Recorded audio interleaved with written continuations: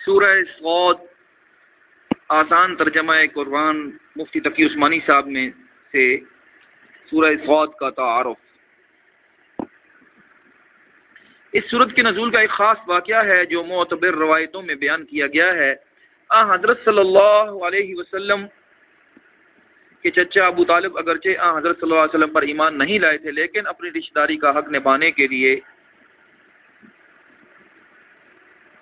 آپ کی بہت مدد کرتے تھے۔ ایک مرتبہ قریش کے دوسرے سردار ابو طالب کے پاس وفد کی شکل میں آئے اور کہا کہ اگر محمد صلی اللہ علیہ وسلم ہمارے بتوں کو برا کہنا چھوڑ دیں تو ہم انہیں ان کے اپنے دین پر عمل کرنے کی اجازت دے سکتے ہیں۔ حالانکہ حضرت صلی اللہ علیہ وسلم ان کے بتوں کو اس کے سوا کچھ نہیں کہتے تھے کہ ان میں کوئی نفع یا نقصان پہنچانے کی کوئی طاقت نہیں ہے، اور ان کو خدا ماننا گمراہی ہے۔ چنانچہ جب حضرت صلی اللہ علیہ وسلم کو مجلس میں بلا کر آپ کے سامنے یہ تجویز رکھی گئی تو آپ نے ابو طالب سے فرمایا، چچا جان، کیا میں انہیں اس چیز کی دعوت نہ دوں جس میں ان کی بہتری ہے؟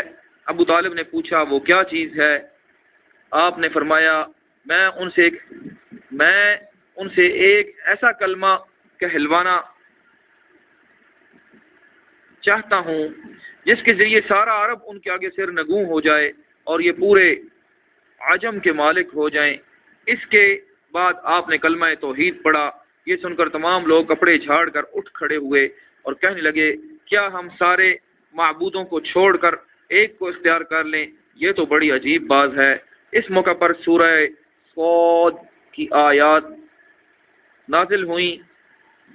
اس کے علاوہ اس صورت میں مختلف پیغمبروں کا بھی تذکرہ ہے، جن میں حضرت داؤد اور حضرت سلیمان علیہ السلام کے واقعات بطور خاص قابل ذکر ہیں۔